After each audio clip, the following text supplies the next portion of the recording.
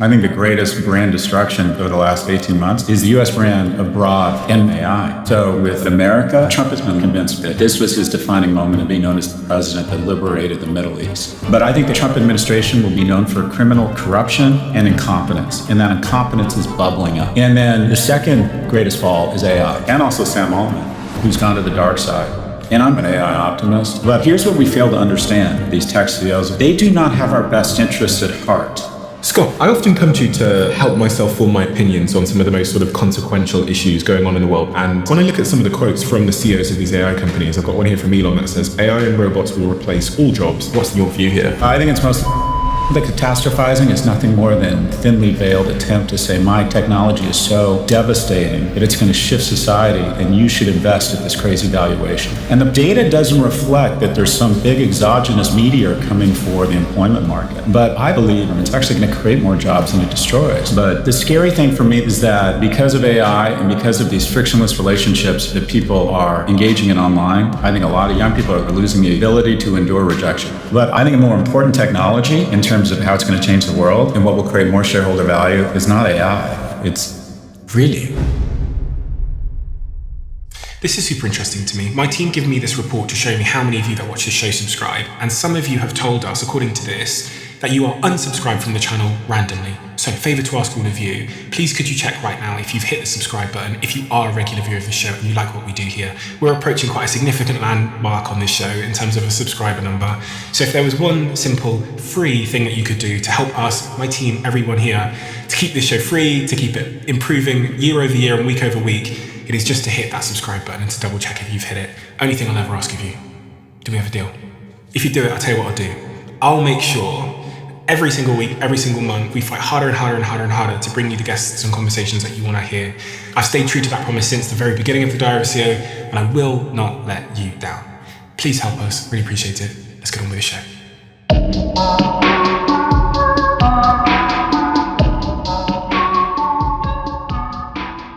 Scott, welcome back. I often come to you to help myself form my opinions on some of the most sort of consequential issues going on in the world, because I find you always have a very interesting perspective. And one of the things that's been front of mind for me, and I think the audience as well, is this subject of artificial intelligence. It's moving incredibly quickly. It feels like a moving target. And I think I saw some stats the other day that said the subject of artificial intelligence is less popular as like an industry than even ICE in the United States. Mm-hmm. In part because the big CEOs of these companies are saying our jobs and our way of life is going to be fundamentally disrupted, mm-hmm. and people don't feel like they have a say in that. We didn't choose this. Right. What's your perspective on everything that's going on? There have been few brands that have fallen further faster in the last 18 months than two brands. The United States brand abroad. We used to be the enforcer of the operating system to keep rogue nations in check. The US is now that rogue nation. So the US brand abroad, for the first time in history, more people feel that China is a force of good in the world than the US. That's never happened before. So the brand US has fallen furthest fastest. The second greatest fall is AI. Your view of AI is directly correlated to your wealth. The only cohort that has a positive rating of AI is people making over $200,000. Because generally speaking, wealthy people look at AI as something that's fueling their portfolios, and wealthy people are the biggest users of AI. So they see it as a positive. They see it as innovation. They see it as the S&P going up. But if you're an average middle-class person, what you may see is that your electricity bills have gone up, and you don't even have access to invest in these companies. And you see some statements from people, Sam Altman saying, stop complaining about energy costs, think about the amount of energy it takes to raise a child. So they haven't really managed the brand well. In the last 18 months, it's gone from something kind of scary, but we can be optimistic and a wealth creator, to something that's very scary and something that's a wealth creator for the wealthiest already. The brand in the last 18 months has had tremendous erosion.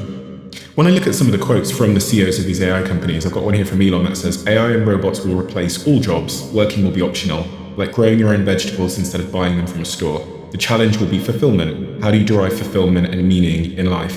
And Sam Altman said by the end of 2028, more of the world's intellectual capacity could reside inside data centers than outside them. And when I went through Sam's blog several times, I mean, he's talking about a fairly dystopian future. And many of the CEOs, I mean, even Amadeo Anthropic talks a lot about, his bear case for AI and the job disruption that will follow. And so I think I'm trying to get clarity for myself, really. I'm like, what is the truth? What's marketing and what's the truth?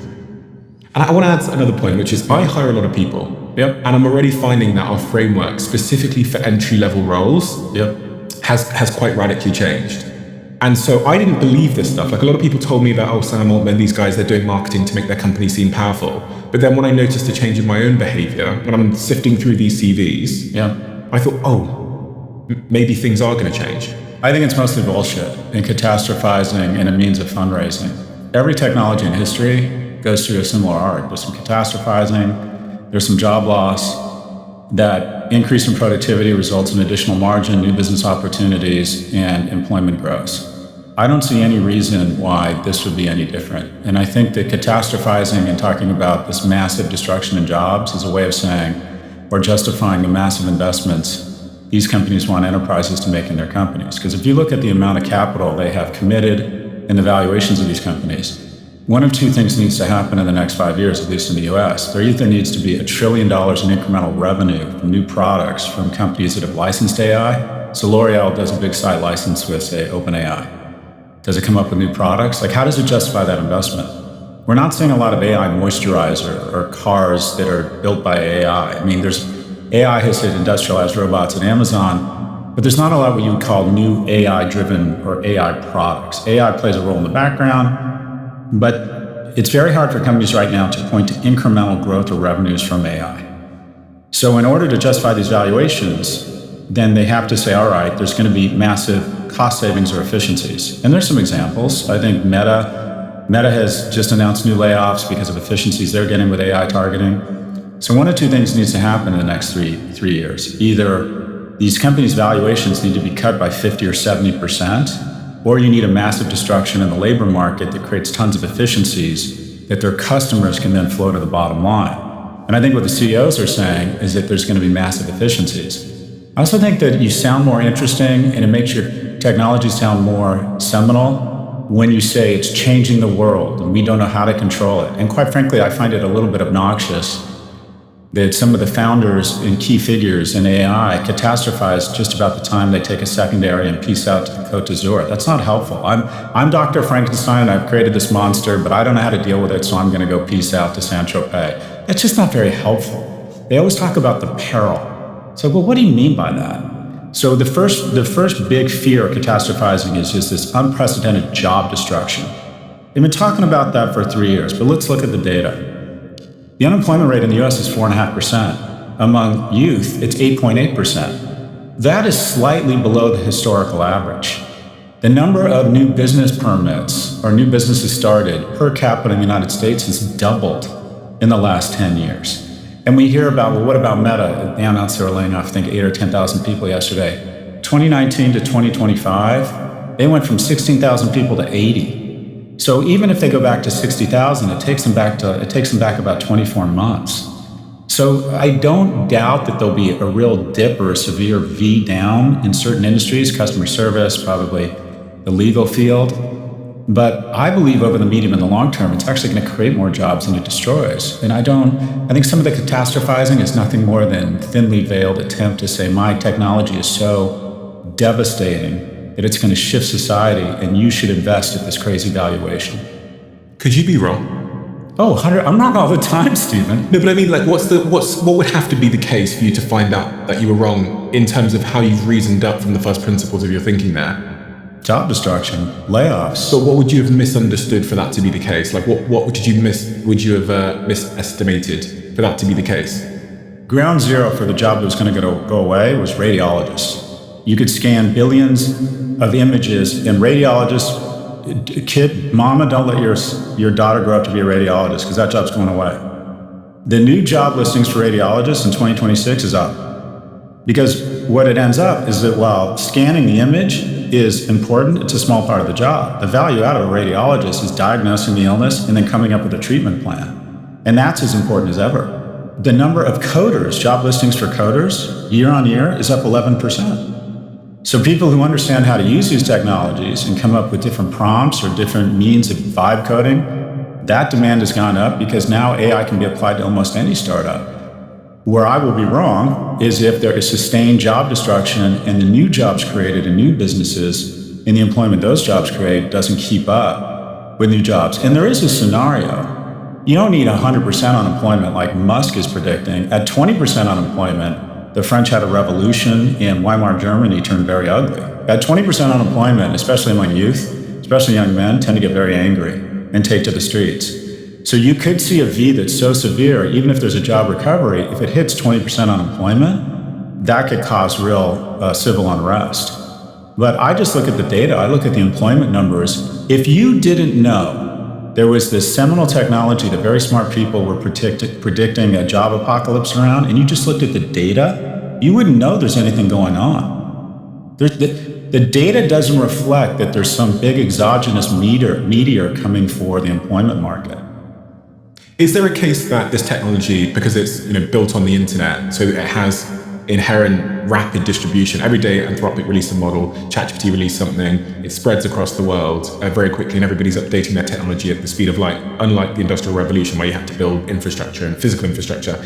Is there a case that because of the speed of this technology and the proliferation of it, that it will be unlike the revolutions of the past? Right. That's the fear, that the V is so severe and so vicious that we don't have time to recover. And even if there is more jobs on the other side, that there's too much civil unrest around the V. But so far, the V doesn't be decelerating or diving as quickly as people had predicted. I was kind of reminiscing on the way over here. I moved here almost 4 years ago. The first thing I did, I got off a plane at night and I went to this amazing party at Annabelle's, this Brazilian party with all these hot people everywhere. And I thought, I love London. And the next morning I woke up feeling pretty hungover and my team said, you have this podcast with this young guy. And I said, cancel, I'm hungover. And they said, no, he's really up and coming. You'll like him. He's a nice kid. And I came into this little place in Shoreditch or wherever with all these like cool coffee houses. I had no idea who you were. And within 2 years, you were fucking everywhere. It was like, I'm in the airport and I see your banner on your book. And then I get on the plane and the safety video has you in it. I'm like, make him stop. And my point is, where I'm going with this is, this place is like, it feels like the Googleplex. You're hiring like crazy. You're one of the most technically sophisticated people I know in media. And yet you're hiring a bunch of organic things, walking around and eating and going out and drinking and having kids. So you're the example. Old media is going to lose jobs, but you're creating... How many people have you hired in the last 24 months? Across all of our companies, I'd say about 220. Okay, and those are high-paying jobs. Yeah, those are young people probably making six figures plus. That's a lot of employment. So is the BBC or is the Daily Mail or whatever laying off people? Yeah, but I'm not sure they're laying off people faster than you're hiring them. Yeah, and what I've found is that we're hiring a different type of person, and AI fluency is becoming increasingly important. And to say the other thing is, the only thing I noticed was 60 days ago, I consider myself being head of recruitment. We have a recruitment team downstairs and I own a recruitment business. But as I go through that inbox, people that I otherwise 2 months ago would have been, jumping to hire, I'm now pausing because there's new technology that's been launched by these companies in America that means there's alternative solutions. And that's what's giving me pause. People do need to consider ways that they can upskill themselves with these technologies. The labor market is definitely reshaping, and it might reshape faster, but I'm not sure it's going to be the apocalypse. There'll be winners and losers. For example, for the last 30 or 40 years, the unemployment rate among college grads has been lower than non-college grads. It shifted this year. The unemployment rate among non-college grads, because of the boom in vocational work, is now lower than the unemployment rate among college grads. Mm-hmm. And if you think about it, you're like, okay, well, that's bad for new college grads. But at the same time, all of these data centers need carpenters, welders, plumbers. So there's been booms in other parts of the employment market. But yeah, the employment market's absolutely reshaping. But when I graduated from business school, a lot of it, quite frankly, is your generation is spoiled. What do I mean by that? When I graduated from Berkeley in 1992, 40% of us had a job on graduation day, meaning 60% did not have a job. I would bet the kids in my class at Stern, I bet 40% of them are starting their own business. Because with AI, when I graduated, there were two entrepreneurs in my class, and the second person was my co-founder. We were the only business started in the High School of Business from 1992. I would bet there's going to be 30 to 50 businesses that are started on graduation day. There's kids dropping out of their second year of business school to start businesses because they just raised $10 million in a Series A. Now, you have to have certain skills, a certain type of personality, a certain facility with technology. I'm actually quite excited about this. We're starting to see an uptick in productivity, which should result in incremental profitability. Will some people be on the wrong side of the trade? Absolutely. Do we need to do a better job of providing more unemployment, more retraining? Denmark spends 2% of GDP on retraining and vocational training. We spend 0.2% in the US. So we're not good at retraining. We're really bad at it, actually. We're not good at taking care of the people on the wrong side. But as a global, in terms of global employment, I think that catastrophizing is dressed up fundraising. What do you think about what Elon's doing with Optimus? Because if you bring those two forces together, you've got Optimus robots, these humanoid robots, where he says there'll be, some of the quotes that he said, it might be marketing, but he's predicting that you won't need to be a surgeon because there'll be so many Optimus robots that are more advanced than any surgeon on Earth. So Optimus robots will be doing surgery. And if you combine intelligence with sort of physical power that comes from these robots, it does beg the question where human skills remain outside of the relational stuff and serving Maslow's hierarchy of needs. That's one of the things I contend with. I'm like, you're seeing in China especially how robots are really changing production lines. And I saw this video the other day of, I think it was in India or Bangladesh, where they had the factory workers have cameras on their heads so that they could film their hands because they're intent on replacing them with robots. This combination of intelligence plus robotics feels like it's two tsunamis at the same time. I think that's right, but let's use the surgeon as an example. I think the robot, in the context of surgery, will be not a replacement, but a supplement. And that is, there'll be a large class of surgeons who know how to weaponize robotics to be better surgeons and, quite frankly, do 2 surgeries a day instead of 1. I think most brain surgeries take 4 or 6 hours. Using robotics and precision instruments, a great neurosurgeon will be able to increase the productivity and the accuracy of their surgeries. My big tech stock pick of 25 was Alphabet because it was trading at a P of 17. I just saw it as being ridiculously cheap because everyone thought OpenAI was going to put it out of business. My big tech stock pick for 26 is Amazon, because I think where robotics really hit the rubber meets the road in terms of shareholder value is the collision of AI and industrialized robots. And there are 400,000 industrialized robots in the US, and there's 1 million at Amazon. So Amazon is 2.5 times the number of industrialized robots as the rest of the nation combined. But the notion that we're going to have someone in our house bringing our tea, a robot, I don't buy that at all. I think that automated robotics, the collision of advanced manufacturing in China and using AI with robotics will yield tremendous advantage. Amazon is saying they're going to double their largest business, which is their retail business, by 2032 without an incremental hire using robotics, industrialized robots. And they were early. They made an acquisition 10, 15 years ago of a robotics company called Kiva. But the notion that there's going to be a robot bringing me my tea here, that's bullshit. The scary thing for me that I'd want to know more about is weaponized, industrialized robots as warriors. Because I wonder, there's just, you can go some weird places. But again, I think AI and robotics, yes. This notion that we're going to have robots serving us our food or in our house, I don't see that. It's interesting because, I guess one could argue that we already have robots in our houses, but they just don't move. So the leap really is, would you allow a robot to move through your house? Because a Hoover's a robot, a fridge is kind of like a robot, especially the smart fridges. One could say a TV is a robot, a smart TV, but the difference is they don't move through our house. So would we allow the Hoover to move itself? And then once we allow that, would we allow it to potentially bring us something? Yeah, I get it. I just don't, the stuff I've seen on actual application of these robots. And keep in mind, these individuals, the job of the CEO now it used to be to underpromise and overdeliver. Now it's to overpromise and underdeliver and create a vision that creates cheap capital so you can pull the future forward. My understanding is 3 years ago, we had 1 million autonomous Tesla taxis on the road, and that did not happen. In 2016, Musk said, or 2017, there was going to be, autonomous was 2 years away, driving. So their job is to predict a very exciting future. I also think Musk in particular is very good at saying, look over here as he stuffs a rabbit into a hat. I mean, Tesla's an automobile company, so he's got to create a story to justify its 155 times earnings when most automobile companies trade at 10 or 15. So it's robots, it's space, it's connectivity with AI and autonomous and robots. It's constantly look over here because I think it's very difficult to justify the valuations he's raising money at. So, and to be clear, he, as much as anybody, is able to pull that vision forward. He's launched 90% of the rockets sent into space have been by SpaceX. But this is a company that's trading, that has $16 billion in revenue with $8 billion in profits, and it's going to go out in its IPO at a projected valuation of about 90 to 110 times revenues, when Google went public and went out at 10 times revenues and was growing 10 times as fast. So what is this? The key attribute of an innovator right now is storytelling. And that is to make sure the promise is way ahead of the performance such that you can access cheap capital and pull the future forward. But a lot of this stuff I find is a lot of jazz hands. He's often known for being wrong about his timelines, but he does seem to deliver magic to the world. The best product in my mind, the two products that have changed my life from a technology standpoint, most underrated product is AirPods.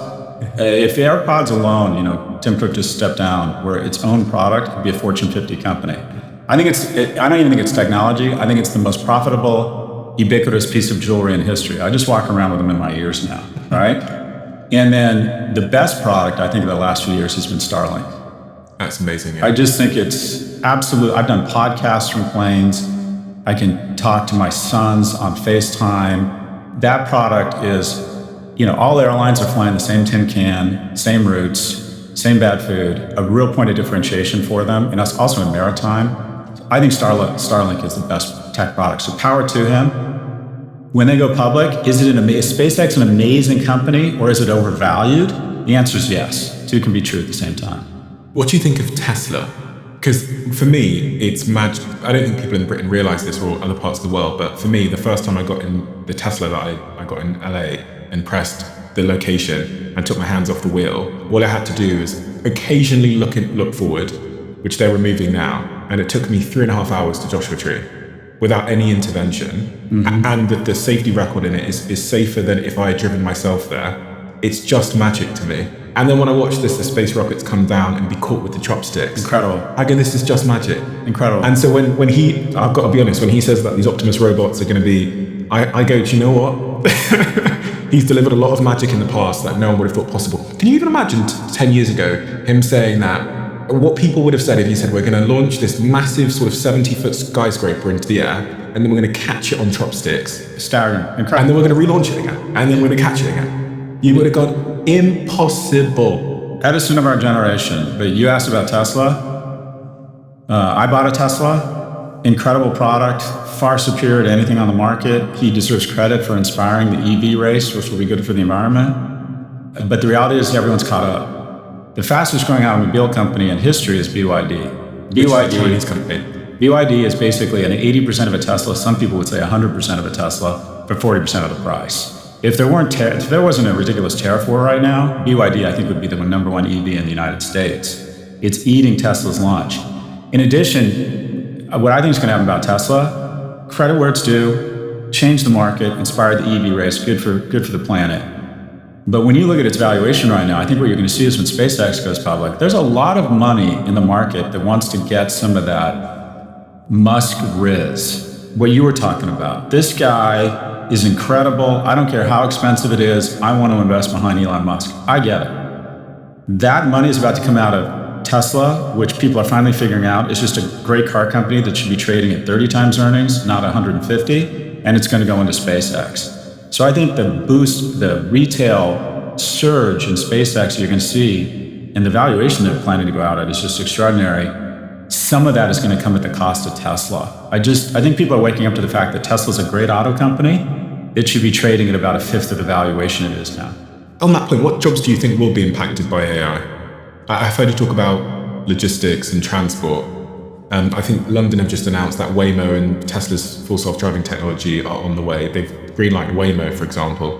I'd hate to be a truck driver. To me, a long-haul truck driver is the first place Trucks can drive between 10 p.m. and 4 a.m. when there's no traffic on the road. I don't think it's a very good job. What's interesting about, one of the things interesting about truck drivers, it's the biggest employer of non-high school grads in America, of non-high school graduate males. It's the biggest employer. Really? It's actually one of the 2 or 3, I think, biggest jobs by number of people in the United States. I would think within 10 years, we're going to have very few long-haul truckers. Obviously, customer service, it feels like that will likely go away. Yeah. But where I see job destruction in my world is that I used to, anytime I got an agreement from anybody, an advertiser for a contract, an employment agreement, whatever it is, I'd send it to my lawyer and say, can you review this? And because the bills, there's latency in the bills, it probably costs somewhere between $400 and $2,000 to review every contract, right? Because I'm a narcissist, and I think I signal by having a name brand law firm. And so they hire some kid at 120 or 80 to 120 bucks an hour, and they charge me $400 to $500, right? Now I say to the person in charge of that project, and they say, well, I'm sending their contract review to our lawyer. I'm like, no. Put the agreement, describe what we're looking for, ask Claude or ChatGPT to pretend it's a $1,200 lawyer, an hour lawyer, employment lawyer, or contract lawyer, and ask them to review this document, redline it, and do the same thing at another LLM, and then you make those changes. Congratulations, you are now a senior associate at a law firm.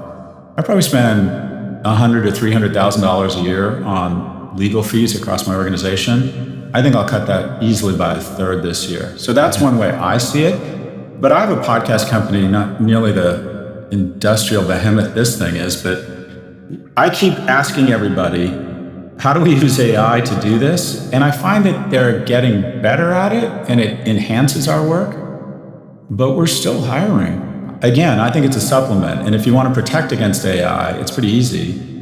I've said this for a while. AI is not going to take your job. Someone who understands AI is going to take your job. So what I tell people is have a second screen, and that is always have a second screen open that has nothing but AI on it, LLMs, and anything you get digitally, port it into your AI screen and start playing with it. Do you know that quote's so interesting? Because I've heard that quote a lot, that AI won't take your job. Someone that understands AI will take your job. Right. And as you said it then, I thought, I was thinking about different roles in my team and my open roles that we haven't hired for. And I thought, someone with AI will take your job, but they won't just take one job.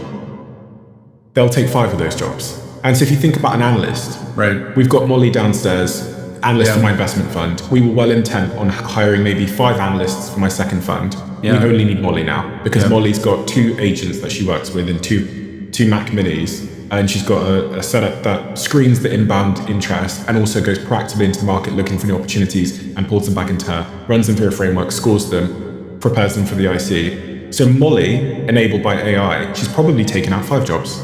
And this is, I think, even with the law example, that lawyer that's using these models probably doesn't need to have 5 junior lawyers now if they're really, really competent with AI. And if you think about an executive assistant, so with executive assistants, we might, for our executives, would have hired probably 10 EAs in total.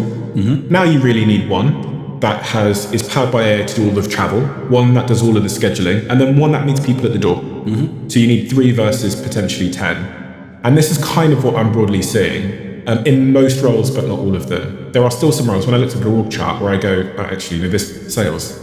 A lot of the sales we do from a media perspective are take someone for lunch, wine and dine, call them, relationships, pitch the deck. Those kinds of things seem to be completely untouched.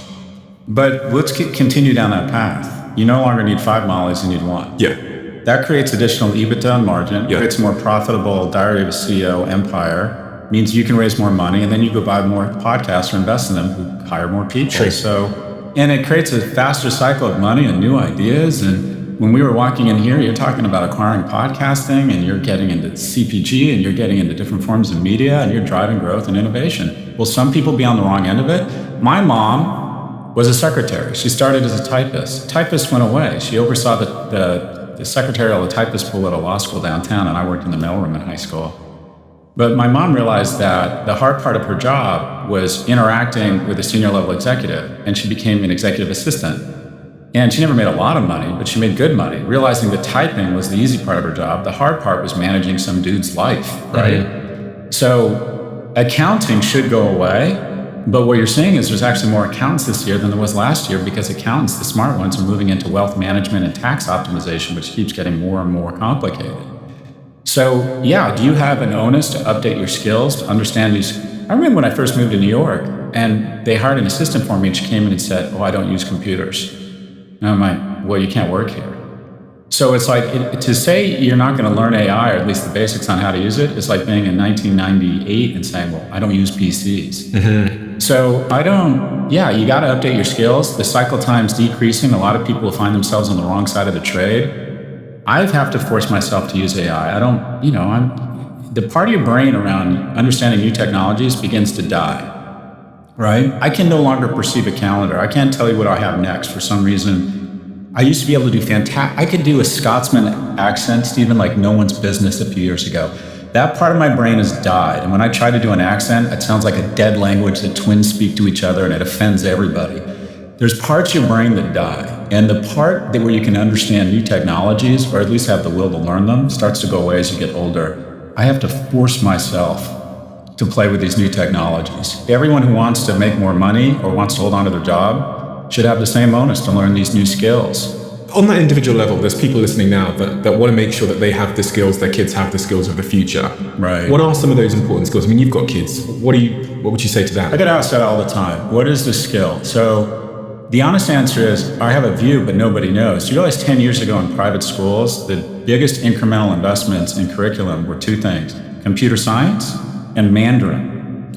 How's that worked out? Like, thank God my kid knows Mandarin. I mean, said nobody right now. But they thought it was going to be computer science. And you could argue that hasn't worked out as well as everyone thought. I would say that the enduring skill is storytelling.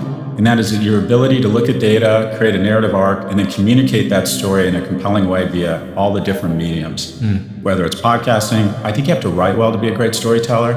But if you think about the most successful people in the world, at the end of the day, they're usually storytellers. The great CEOs, I read Jeff Bezos' 1997 letter to shareholders where he focused on those three principles, and I'm like, take my money, right? I see even a guy like Alex Karp at Palantir walking around doing a live earnings call on his phone. It's very compelling.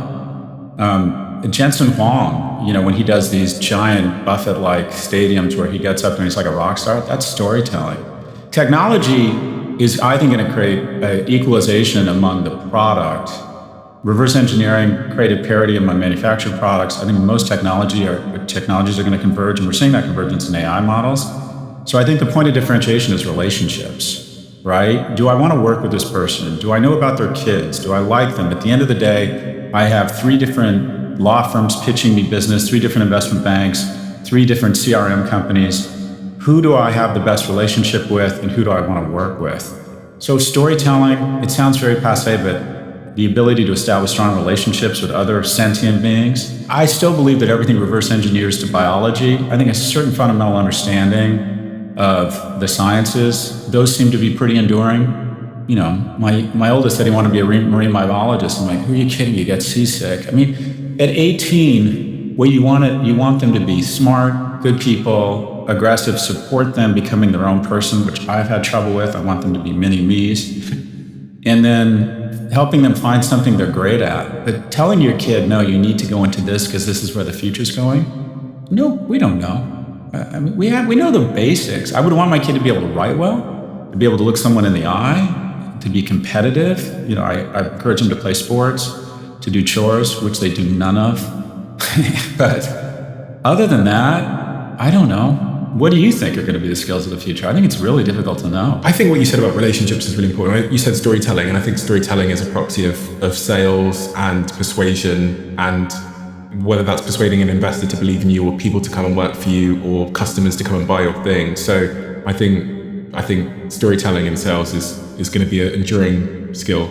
The skill that is the biggest threat that young people are losing, especially young men, and this is a skill, and it's hugely underrated, is the ability to endure rejection. Mm-hmm. And because of AI and because of these frictionless relationships that people are engaging in online, I think a lot of young people, especially young men, are losing the perseverance, endurance, willingness to hear no. Whether it's expressing friendship, whether it's applying for a job you're not qualified for, whether it's approaching someone and expressing romantic interest. I think a lot of young people, especially young men, think they can have a frictionless relationship online and they're losing a sense of resilience and aggressiveness. So I think that skill, when I mentor young men, the first skill I try to reincorporate back into their life is what I call no. And that is, I need you to go out, I need you to go put yourself in the agency of strangers, whether it's a church group, a sports league, a writing class, and I want you to make an overture, an expression of friendship. Hey, do you want to grab the Arsenal game or come over to my house and watch it?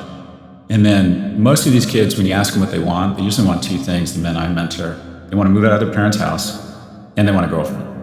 And so once we do the friend approach, then I say, okay, find someone you may be potentially interested in, ask them out for coffee. And this is the goal. The goal is no. Because what's going to happen is you might get a no, probably going to get a no, and then I'm going to call you the next day, and I'm going to say, are you okay? And the answer is going to be yes. Is he or she okay? The person who said no, yeah, they're fine. Because, and I'm boasting that, the secret to my success is rejection. I ran for sophomore, junior, and senior class president in my high school. I lost all 3 times, and based on my track record, I decided to run for student body president, where I went on to, get this, lose. It never bothered me. I mean, I mourned and I moved on. Every entrepreneur, how many no's have you got? Oh, fucking out. Yeah, more so than anybody. I mean, so any person you look at and think that person has made more money than I would have thought, or any person who's hanging out with someone much higher character and hotter than them, has one thing in common. They either have very rich parents, or more likely, they're comfortable with no. So, and unfortunately, I think young people, especially young men, are becoming less and less resilient to no. Apply for jobs you're not qualified for. Apply to graduate programs you shouldn't get into. Approach people who you perceive as being cooler and hotter than you, and express friendship and romantic interest. That is the key. You want to punch above your weight class? Get out a big spoon and get ready to eat shit. That is the only thing that is common across all great entrepreneurs who are self-made, is they have the ability to mourn and move on. I've been thinking about this a lot lately. I was inspired by listening to Adam Newman on that podcast a couple of weeks ago. He did one with Rick Rubin, I think it was. And in it, he tells the story of sitting in the back of the cab with Massa, who's the owner of SoftBank. And he was going to ask him to give him $300 million. And Massa turns to him and says, you're just not ambitious enough. And he says by the time that 23-minute cab drive had finished, Massa had offered him $4 billion, and he had signed a little napkin thing that Massa had in the back of the cab. And that story and other stories like it have made me realize that, like, some of the game in life and success is what I now call selling yourself long. And most of us go through our life selling ourselves short. And I think in part because we don't see ourselves on an exponential curve. We see ourselves as a fixed state. This is who I am. This is what I'm worth. But you've almost got to, like, factor in your own exponential improvement. If you take you from 21 to now, how your intelligence and wisdom and connections have all compounded, but you would have sold yourself at the value of you at 21 years old. So I actually now think in every season of my life, I've sold myself short. When I was 18 years old, I sold 20% of my company for $5,000. And then I thought I couldn't believe that. I was celebrating in my room. At the time, I was stealing Chicago Town pizzas to feed myself.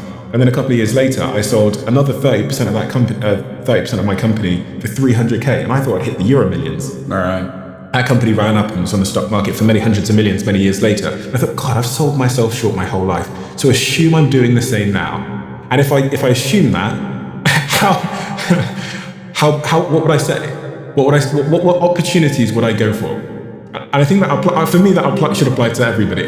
I think it's self-fulfilling. Yeah, there's something about imagining where you want to be in 5 years outrageously in the reverse engineering back. But at the moment you took that $300K, you really needed it. Yeah, So it's a function of your opportunity set and what's actually the market says to you.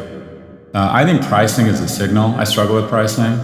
And what I tell whenever we're writing a proposal or whenever whatever I get back, I'm like, okay, increase the pricing 30 or 50% more, because pricing is a signal, and you can always take the price down.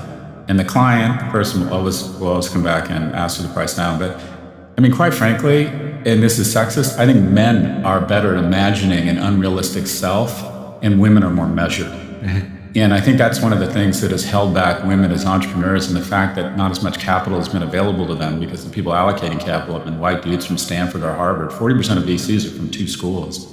I think it was Charlie Munger who said, someone who has a crazy vision of their own potential that's stupid and obnoxious, his attitude was never bet against that person, because occasionally they're right.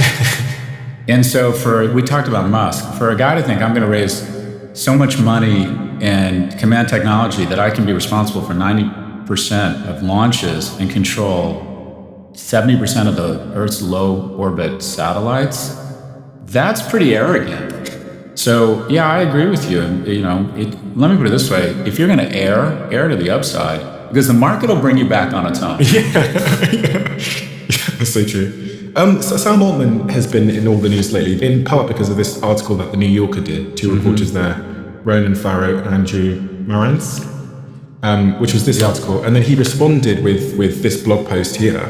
2 years ago, I thought Sam had a really good brand. Because he was out in Congress, he was saying this, he was asking for regulation, it seemed. It has turned unbelievably quickly, unbelievably fast. Well, we said this before, he's a proxy for all of AI. I think the greatest brand destruction, other than the US over the last 18 months, has been AI, and also Sam Altman. But we keep falling into this trap over and over, and that is, something happened through the 70s, 80s, and 90s, and that is, its heroes used to be athletes, government officials, and actors. And then there was a dramatic decline in attendance to religious institutions, but people still have really big questions and want sort of an authority or a godlike figure. The closest thing we have to religion is technology. Most people don't understand it. It has a mystical feel to it. I have no idea how my phone works. I can ask it anything and it comes back with a relatively authoritative answer that I trust, similar if I was talking or praying. I think most of the time when we're on AI, we're kind of praying. We're sending a question into the echo to a being thinking it's smarter than us and it's going to come back with an empathetic, loving, correct answer. So the new Jesus Christ was born in the 90s, and that was Steve Jobs. And he was taken from us early, like Jesus Christ. The idolatry of innovators has absolutely gone crazy. And the new Jesus Christ, if you will, are these tech CEOs. And here's what we fail to understand. They do not have our best interests at heart. They are not concerned with our emotional well-being. They are not going to comfort us when we're older.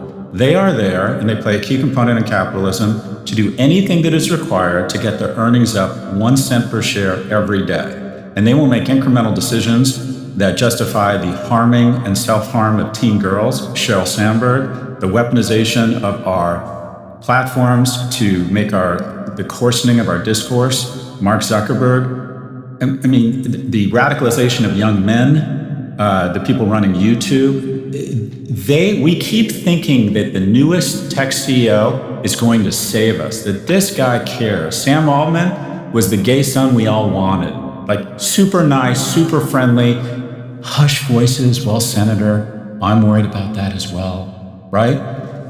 These guys would sleep with their cousin for a nickel. That's their job. Their job is to increase earnings. They're not here to save us.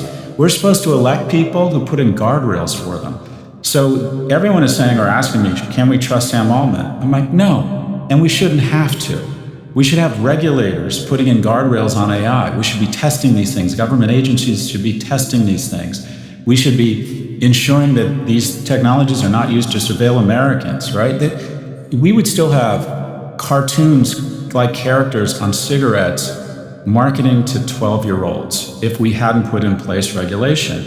And the tobacco executives would claim that they weren't marketing to young people. Ford would still be pouring mercury into the river if we didn't have an EPA and regulation. So Sam is doing exactly what he's supposed to be doing. The latest hero that's going to save us is Dario Amodei. We've decided he's the good guy now.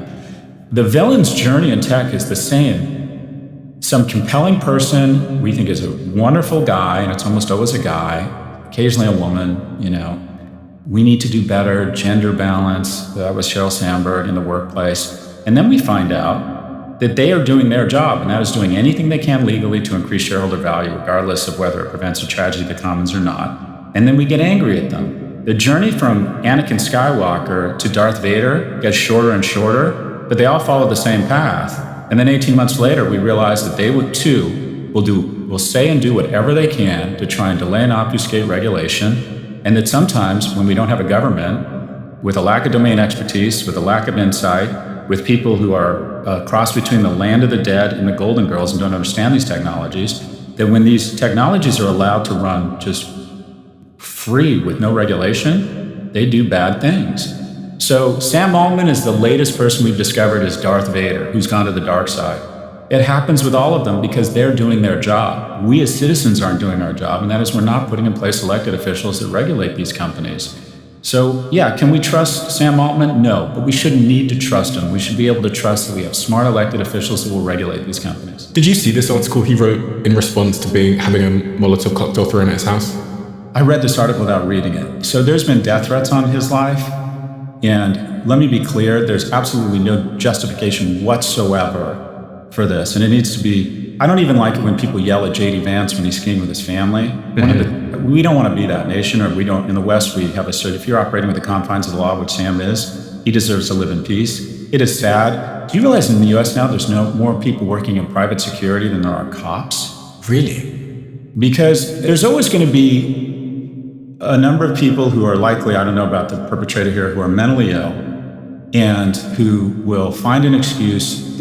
Essentially, the makeup usually of these perpetrators or these criminal actors is they're usually young men looking to restore their social capital through what they perceive as a historic act of violence against a famous person. This has gone on for a long time. He's now famous. I don't think it's fair. I've seen some people try to equate AI's dangers as if these acts of violence are somehow justified. They're not. There's no justification for a healthcare executive being executed in the streets. There's no justification for violence against Sam or attempted violence against Sam and his family. I think it's young men with a lack of opportunity, mental illness, and unfortunately access to firearms everywhere. But it's always happened. I don't make the connection that somehow it's more justified. I think famous people, 1 in 3 presidents has been shot at. Crazy, isn't it? So the more famous you get, quite frankly, the more personal risk there is, because someone is going to decide that taking you out for whatever reason is going to restore their social capital. Actually, if you look at assassination attempts and violence, it's actually gone down. But these stories are cinematic and very interesting, and they get a lot of attention. But I think it's a shame we live in a society where, especially in the West, where they have to endure that kind of risk. One of the really most lovely moments I've seen, I don't know if it was the Danish or the Norwegian prime minister who stepped down, they applauded, and he got on a bike and rode home. And I thought, you can't do that in the US. You know, Obama's kids still have Secret Service protection. So there's definitely something, I quite frankly blame it on big tech that tries to convince people that this person is their enemy and this person is evil. Sam's not evil. I don't know him personally. I sat next to him at this party I went to, but he's doing his job. Quite frankly, we're not doing ours. Do you think he's a nihilist? Well, I don't really know the definition of the word nihilist, but I guess it's someone who believes that life is essentially meaningless. I think there's a nihilist vein running through big tech where a lot of them have go bags. They have a plan for if shit gets real, if there's a zombie apocalypse or there's a revolution or there's a massive pandemic, they have definitive plans and they've spent tens of millions of dollars. They meet their pilots at Oakland Airport. They get on their Gulfstream 650, they fly to New Zealand, to Auckland, and they have a bunker built out. Is this true? Oh, there's a lot of them. Really? There's a lot of go plans amongst the wealthy. And sometimes it's not as dramatic, sometimes it's just a home nuclear attack, cyber attack, revolution. But I would say amongst billionaires, I would bet conservatively 1 in 3 have some sort of go plan. And that's nihilist. And also, to a certain extent, I think wanting to be an interplanetary species is a little bit nihilist.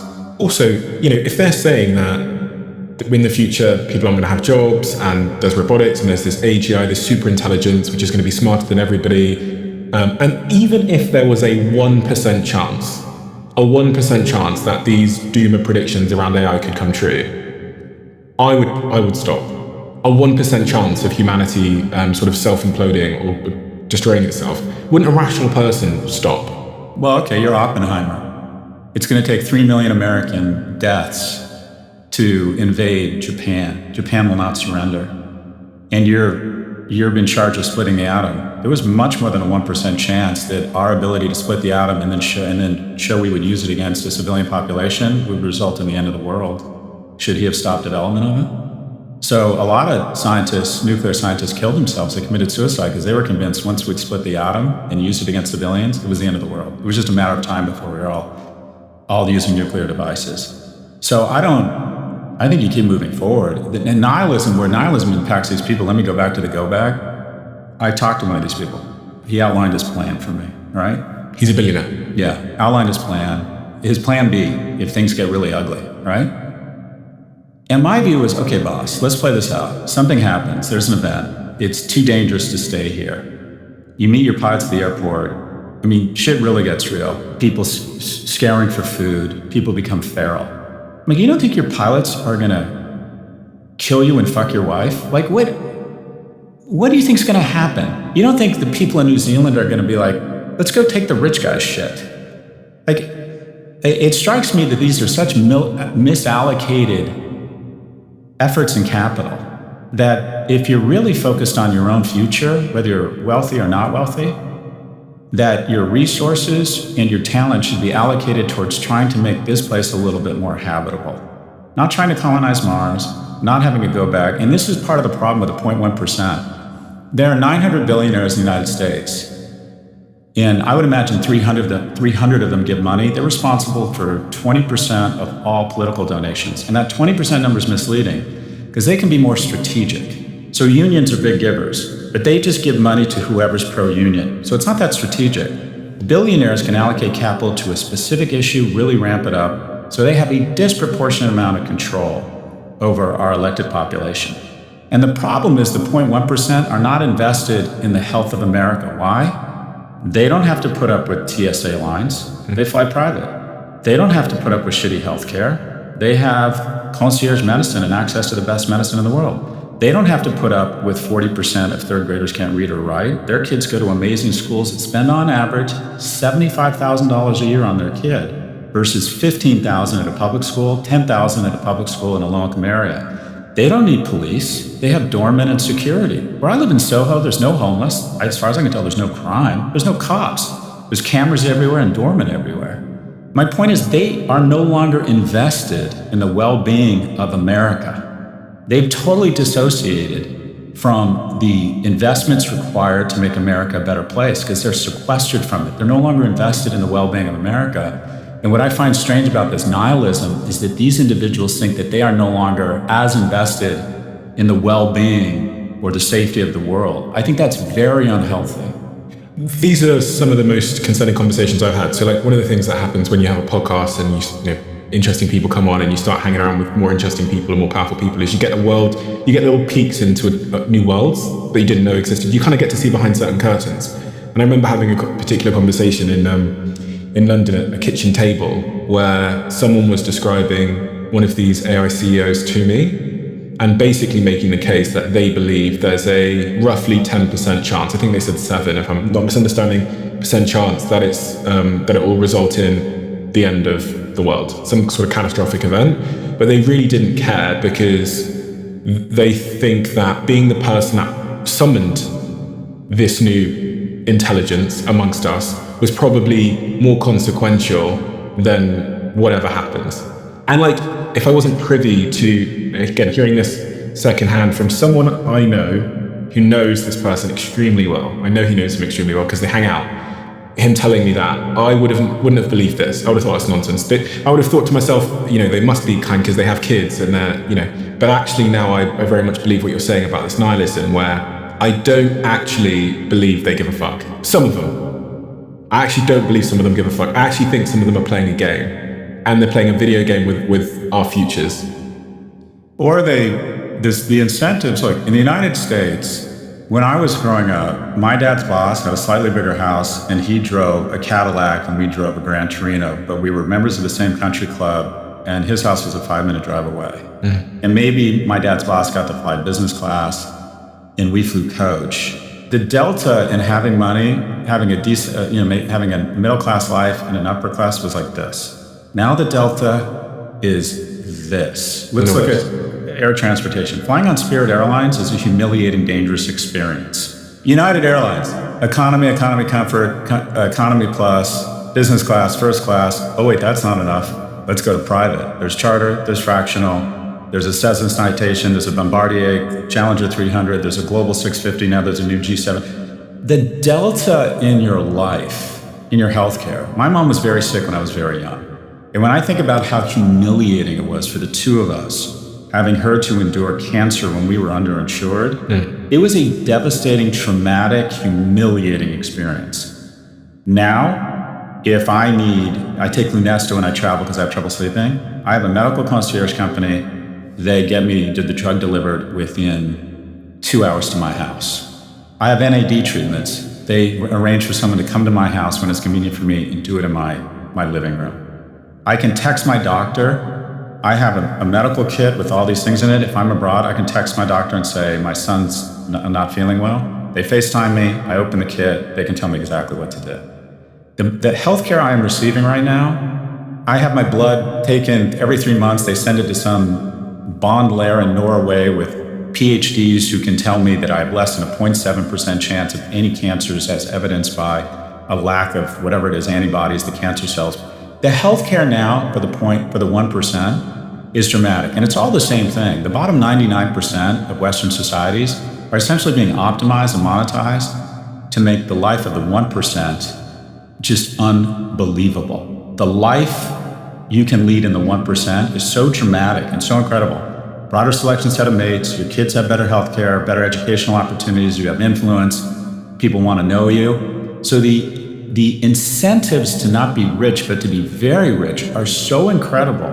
And the way you get very rich is through stock options, typically in technology, that I think the incentives are so great that people will make incremental decisions and ignore the fact that, 1 in 8 teen girls who are self-harming in the UK cite Instagram as a reason for that.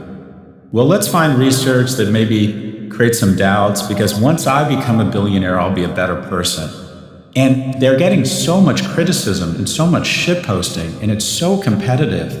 And there's fewer and fewer winners that become much bigger, right? It used to be 5 companies won and got hundreds of millions of dollars. Now 1 company wins and gets tens of billions.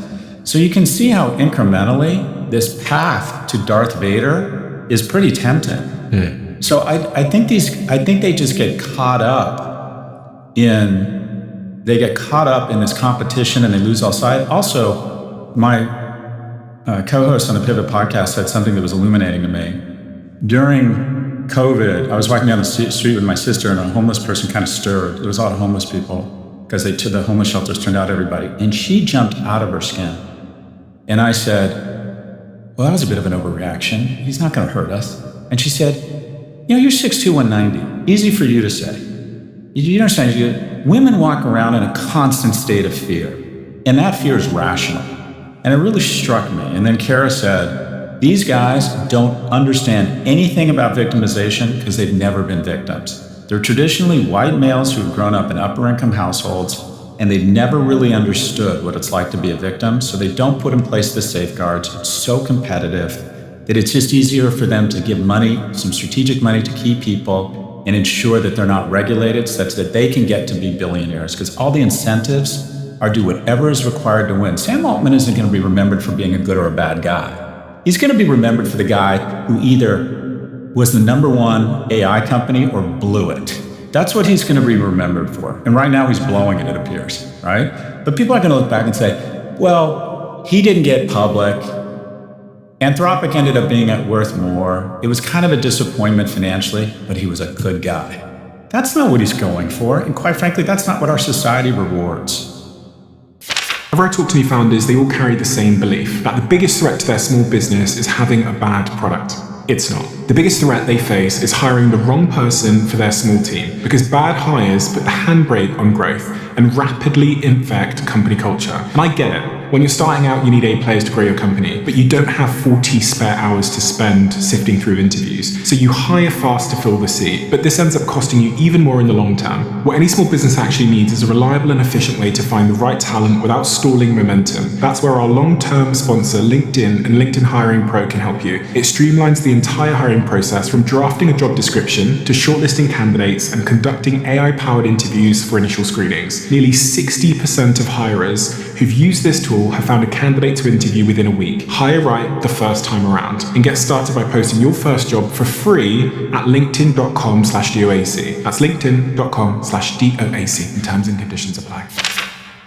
Inflammation is something I'd never really thought to check until fairly recently. There aren't any symptoms or obvious signs for a lot of people, and yet it's consistently linked to some of the most serious health outcomes that we know of. But our sponsor, Function, tests twice a year for inflammation markers alongside hormones and heart health and stress and toxins, giving you a far more specific view of what's going on inside your body. I did my test recently and I was shocked a little bit amazed, a little bit surprised by my results. But what I really loved was having all of the information about my body in front of me. It makes it so much easier to make a more informed decision immediately about what I do in terms of exercise and in terms of what I do in terms of my diet and everything else. So if you want to look into it yourself, go to functionhealth.com/DOAC and use code DOAC25 for a $25 credit towards your membership. It gives you 160 lab tests for $365 a year, which is just $1 a day. I think your assessment of AI in terms of it creating more opportunity than it destroys is accurate. I also think that in the near term, all of our lives are going to be quite different.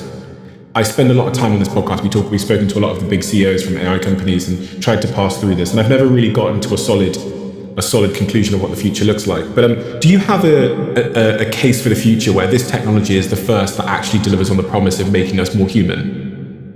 There's talk about loneliness. There's talk, algorithms are going to get more retentive. But I have this thesis that potentially, social networking said it was going to connect us and make us more human. That's kind of the narrative of all these tools. But maybe this technology renders us only useful for that which humans can do, which is the relationships thing you were talking about, and connection, and being out touching grass with our friends and family. Well, is there a utopia? Just as social media has some real upsides, I would argue at this point, Meta is actually a net negative. It's, I think, done so much damage. But with AI, there's a lot of upsides. A really encouraging piece of data I saw is that when you spend time on social media, it takes you to the extremes. The algorithms see money and more Nissan ads in figuring out if you're conservative or liberal, and then demonizing the other side and tickling your sensors, right? Yeah. I'll get served a video of Ted Cruz or Viktor Orban looking like an ass, because I'm a progressive and that makes me happy. And then they elevate content of some progressive, of AOC calling out somebody, and I start to hate the other side. What they're finding with AI is it's actually, people who spend more time in AI, it's actually moderating their views. Because AI is about taking the median or the average of every piece of data. Also, do you notice how nice AI is? Yeah. Great question, Stephen. No matter what you say or how stupid it is, it won't say, that's a really stupid idea, Stephen. It'll say, I can understand why you're asking this question. And generally speaking, because it looks for the median of things, it looks for the average, what is the most often used seventh word after these 6 words are strung together, that it's pushing people towards the middle. It's actually having a moderating effect, which I find very encouraging. I think old people in senior care who maybe have lost family members or don't have a lot of relationships in their life, I can see AI characters playing a big role in their life. I've believed for a long time that the biggest danger of AI is not weapons, it's not income inequality. We voted for income inequality or contamination of our elections. I mean, all of these things are big issues. The biggest downside of AI, in my view, is loneliness. And that is, and we talk about this a lot, AI is convincing people they can have a reasonable facsimile of life on a screen with an algorithm. Why go through the effort of having friends when you have Discord and Reddit? Why go through the hassle of getting a job when you can make money on Coinbase or Robinhood supposedly? And why would you go through the effort of trying to have a romantic relationship when you have lifelike synthetic porn? And the young male brain, I think, is especially susceptible to this. Men aged 20 to 30 are spending less time outdoors than prison inmates. 42% of men 18 to 24, and we talked about this on your last show, have never asked a woman out in person. So people are starting to believe they can have a reasonable facsimile of life. And what they need to know is that 40% of the S&P, our economy, is trying to sequester you from the most important and rewarding thing in your life, and that is your relationships. So my prediction for America is we will never be as prosperous, incredible prosperity, incredible economic growth, and massive loneliness, depression, anxiety, and obesity. I wanted to get your POV as well on all this war stuff that's going on over in the Middle East. What you thought Trump was trying to do, and actually what happened. Because, he's talking about, oh no, we said it would be 6 weeks, it's 5.5 weeks, everything's going to plan, we're winning the war. And you're good at seeing through things. What would actually happen in your view here? I think that he was talked into by some of the security advisors in Netanyahu that his legacy could be restoring or making the Middle East more peaceful and being the president that severely diminished the capacity of what has been arguably the number one source of terror in the region and maybe even around the world for a long time.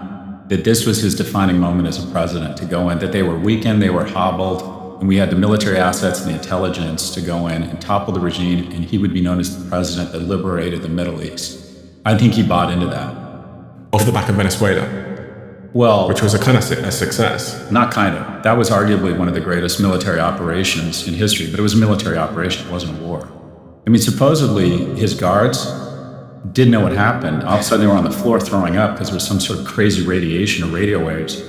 Not a single American soldier killed, lifted him out. I mean, that was an incredible operation. I think he got drunk on that macho and that success and thought, well, I can do the same thing. And the problem with wars is that the enemy has a say. And what we have found since, I think a lot of our leaders believe that wars could ultimately, if you have a bigger army, will result in unconditional surrender on the other side. And there really hasn't been unconditional surrender since World War II. And all the enemy needs to do, whether it's the Viet Cong or the Taliban or the IRGC, all they need to do is survive, and they win. In addition, I would describe the war as being operational excellence and strategic incompetence. I actually believe there was justification and some merit to the idea of a military operation that tried to take advantage of a weakened Iran, where its air defenses were down, to take out the IRGC, or at least maybe provide cloud cover for a revolution against the IRGC, to diminish their navy, diminish their nuclear capabilities, diminish their missile launch capability. I think there was real justification for that. The problem was the strategic incompetence here, not enlisting some European allies, not briefing Congress, not coordinating with Gulf allies, not recognizing the game theory around what happens if they start firing at ships in the Strait of Hormuz. It just was strategically incompetent. And now we're in a situation where we want to diminish their nuclear capacity, but the reality is, if they can maintain an ability to turn off and on the Strait of Hormuz, that is probably more powerful than them having nuclear weapons. If you look at what happens if the fertilizer or the products that create fertilizer are further sequestered, you could have a mass starvation event around the world. And so we've essentially given them potentially a weapon that's more powerful than a nuclear weapon. And also, we look like we have a bit of a glass jaw. We go in, we lose 14 soldiers, tragedy for them and their families. The Russians are losing 1,000 people a day, and they don't show any signs of giving up. We look like this giant boxer who's the most skilled and biggest boxer in the world. We go in, argument over whether we should go in or not. But now if we withdraw, what incentive do the Iranians right now have to negotiate?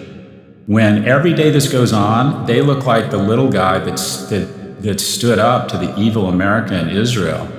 I think this has been a disaster from a U.S. brand standpoint, and I would argue that them blocking inbound and outbound traffic from Iranian ports is actually the way to go. But that lends itself to the argument we should have just continued with economic sanctions. But I have to own it. I thought military action was a good idea. I would argue, I'll just word salad here, that we've been at war with Iran for 47 years. Their first act of this regime in 1979 was to take 110 Americans hostage. 70% of the IEDs in Iraq were built in Iran. We have been at war with Iran for a long time. The question is whether or not this military action/war was worth it. And it looks as if it was so poorly executed on a strategic level that it has really diminished our brand. And we're now in the definition of a quagmire. If we leave, we look weak, and any nation we perform military action against just says, start firing missiles at their neighbors. You know who summarized every war for the US right now? In this war, was Ho Chi Minh. When he was describing Vietnam, he said, they will kill a lot of our people, we will kill some of theirs, they will tire, they will go home. We killed 1 million people in Vietnam. We lost 58,000 and we left. Yeah. Right? So Americans' tolerance for pain, and I'm not suggesting that we should go on military misadventures, but this right now is no doubt turning out to be a giant win for the IRGC and a pretty severe loss for America that further alienates us from our allies and shows kind of our soft tissue around our willingness to actually finish the job. The other statement that kind of perfectly summarizes this war is, we broke it, now you fix it. We're leaving the world a much more insecure place, much more economically vulnerable. Gulf states thought that having a US military base was Kevlar and ended up just putting a giant bullseye on them. So people are going to think twice before they cooperate with our US military by hosting bases. We appear to have not thought through getting our expats out of the Gulf, protecting the Gulf states. And I'm biased. I think the Trump administration will be known for corruption and incompetence. And that incompetence is bubbling up. I watched a press conference of his last night where he said this, which kind of links to what you were saying. They're delaying it because we don't know who to deal with. They are they know who the leader is in this country. We don't know who the leader is in Iran. And I just thought, do you know what? If I was running Iran, that's exactly what I would want.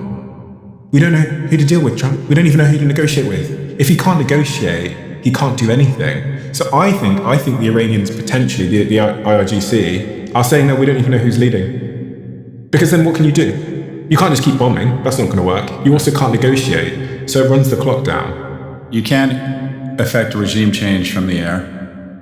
The Iranians are smart. They have distributed power. Yeah. So there's no kind of head of the snake to cut off. But also a lot of this is incompetence on our part. Do you know what we have done in the US to our diplomatic corps? We've absolutely gutted it. When Vance goes to Islamabad thinking he's going to do a deal, if you look at the history of every truce, of every deal, of every summit, 97% of the work is done before they hit the tarmac by diplomats who go through line by line and iron out and talk to each other and negotiate. We've gutted our diplomatic corps. Our counterintelligence operations have been gutted. So we're kind of flying blind without instruments. And they think that J.D. Vance going to Islamabad for a TikTok moment where he tries to look presidential and then blames it on the IRGC, it's just not going to work. So I think a lack of investment in key areas, a lack of soft power, whether it's through cutting USAID, a lack of respect for our diplomatic corps and the engine room, actually working with people and talking to them. I think this level of incompetence and arrogance is all bubbling up. And you're right, they don't even know who to talk to. That's good. They don't even know who do we negotiate with. And by the way, you got to look at incentives. If I'm the IRGC, I'm like, all we need to do is survive. Yeah. Every day this goes on. And by the way, we're in the middle of what I'd call the first AI meme war. And that is, Trump is communicating with truths on Truth Social and these macho videos and memes of him as Jesus Christ. But he's been bested by kind of the slopaganda, the AI memes of the IRGC. Have you seen these Legos memes? They understand him better than he understands them. They are outstanding. And it's a group of 18 to 25-year-old, probably people who look like this crew. None of this whole involved. In Tehran, figuring out AI-driven memes, highly produced, highly effective, very strong message going right after the portrayals of the Epstein Island. And I mean, they are doing a much better job because, as Lincoln said, and it goes back to basics, you can't win a war without public support, and you can't lose a war with public support. And right now, Iran is winning what you would call the slopaganda war. They're putting out better information and propaganda than us right now. And how do you predict this ends? Because, as you said, we can't back out of this war as the West. Trump can't back out of it, but he also just can't keep doing it. The midterms are coming up. His approval ratings are, I think, an all-time low because of this war. His base is turning on him. So he can't, it's like lose-lose at this moment. Yeah, so the honest answer is I don't know because he's unpredictable. If I had to pick anything, I think there'll be a multinational force that has a vested interest in ensuring the Strait of Hormuz is open. There's so many things we've taken for granted in the West, and one of them is freedom of navigation. If Malaysia, Singapore, and Indonesia decide we need money or we need geopolitical power, we're going to close the Straits of Malacca or the Strait of Singapore. What if China closes off certain straits in the South China Sea where something like 60% of trade goes through? We have always enforced, we've gone to war over this basic notion of freedom of navigation, that pretty much any ship pretty much gets to go anywhere with pretty much anything on it. So I think that European nations, Asian nations, all have a vested interest in ensuring the Strait of Hormuz is open. The way to do that is by sequestering or blocking, offloading and onloading of oil into Iranian ports. Because at some point, it not only shuts them off economically, I didn't know this, but within, I think, about 12 weeks, if you can't offload the oil and get it somewhere, it backs up and actually starts to damage the source well. Oh, okay. It stops up. So I think ideally the optimistic scenario is there's a multinational force that enforces the Strait of Hormuz he comes up with a series of objectives. If he had outlined, we're going to take out most of their Navy, we're going to give the Iranian people an opportunity to overthrow the IRGC, we're going to take out the majority of the missile capability, and after 72 hours said this is a win and got the hell out, and coordinated with Gulf states to say, what can we do to ensure your safety? I think it would have been a win. But now, I don't even know what his objectives are. Can you list what his objectives are? I don't know what they are. They seem to keep... We're going to be out very soon, which is why we need to continue this war. The communications here and thinking has been so sclerotic and difficult to track. I'm like, who's boarding what ships? Is it a ceasefire? Is it a ceasefire? He claims that them commandeering two Western vessels is not a violation of the ceasefire. Of course it is. That's an act of war. So we don't even know what to look for. You ask me, how does this turn out? I think a multinational force that opens the Strait of Hormuz, too many people have too much vested interest in free navigation. But in such a scenario, they're probably building up drones right now in this ceasefire. Underground, they'll be building drone factories in every bunker in Iran right now. The minute you do a multinational force in the Strait of Hormuz, those drones start hitting ships. And then the big companies say, I'm not putting my ships through there. I think that's a fair point. And actually, not that many ships have gone down, but it's actually an insurance problem. Because if you have 2 million barrels on a tanker, you've got a $160 million payload. Someone has to take receipt of that. Someone has bought it. So there needs to be middlemen in the form of insurance. And no one wants to take that kind of risk right now. So it's a lack of insurance more than it is a lack of safety from the threat. But I do think the reality is the Iranians, the IRGC, I say the bottom line is you go after the money. You don't bomb civilian infrastructure. That's a war crime. But making it very difficult for them and creating a carrot, you can have, free flow of oil. If you look at the Arab Spring, if you look at revolutions, they're usually a function of unemployment or economics. So if you were to inhibit their ability to export oil, that brings them to the table. Because the IRGC has been able to survive because millions of families in Iran are dependent upon the IRGC for their check. They control the most profitable, biggest parts of the economy. So if you cut off their economics, that I think, or threaten to, I think that brings them to the table. I think that's the most optimistic scenario. The Strait's opened by a multinational force, and there's a feeling of safety because it's enforced. Iran agrees to keep it open. And somehow we develop a series of objectives that we claim those boxes we've been checked, and we declare victory and get the hell out of Dodge. But every day this goes on, we cede, in my opinion, advantage and power to the IRGC because they just look like they're winning.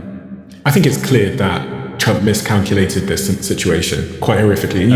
Just to be a logic, you don't have to be a genius to look at what he's saying and see the contradictions, the constant contradictions week over week. And the big one he's now got himself trapped in is he was handing out a 6-week timeline at the start of this, and we're approaching 6 weeks. So if you watch this press conference from yesterday, he is incredibly irritated because all the journalists are saying, you said 6 weeks, it's 6 weeks. And for the first time, there's a real measurable contradiction in what he said at the start versus now. And so if you watch it, he's so agitated. He's calling the reporters a disgrace. I think in this press conference yesterday, he personally insulted around 10 journalists. He's crashing out. Yeah. And for me, this guy's lost it. But I find the most interesting thing about this, one of the most interesting things, as someone who follows the markets, if you didn't know there was a war in Iran that threatens geopolitical, safety, world oil flows. Yeah. If you looked at the market, would you know? No. The market just hit an all-time high in the US. And again, it goes back to something very unhealthy. And that is, there's certain elements of our economy, specifically the wealthy, that have totally disassociated from... They can't feel it at the pump. Do you feel it? No. So 50% of consumer spending in the US is the top 10%. The top 10% don't give a shit if gas is at $6 a gallon. It doesn't matter. Poor people, lower income people spend 22% of their household income on energy. And when energy prices are going up, it really impacts them. So unfortunately, we've again outsourced the downside of war to less wealthy nations who are very oil dependent, to the Gulf, which is incurring damage here.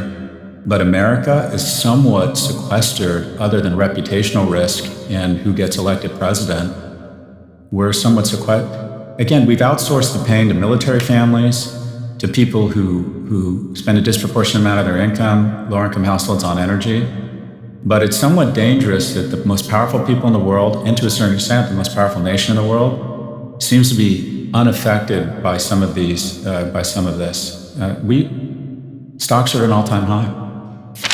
This is something that I've made for you. I've realized that the Diary of a CEO audience are strivers, whether it's in business or health. We all have big goals that we want to accomplish. And one of the things I've learned is that when you aim at the big goal, it can feel incredibly psychologically uncomfortable because it's kind of like being stood at the foot of Mount Everest and looking upwards. The way to accomplish your goals is by breaking them down into tiny, small steps. And we call this in our team the 1%. And actually, this philosophy is highly responsible for much of our success here. So what we've done so that you at home can accomplish any big goal that you have is we've made these 1% diaries, and we released these last year and they all sold out. So I asked my team over and over again to bring the diaries back, but also to introduce some new colors and to make some minor tweaks to the diary. So now we have a better range for you. So if you have a big goal in mind and you need a framework and a process and some motivation, then I highly recommend you get one of these diaries before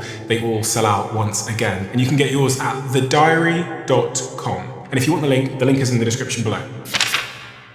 On this point of stocks, the average person, and tying it back into what we were saying about AI, because there's been this overinvestment in artificial intelligence technology companies. You said earlier, a kid in Stanford right now, or anybody, could raise $10-20 million for some AI idea they have, and I'm seeing it everywhere.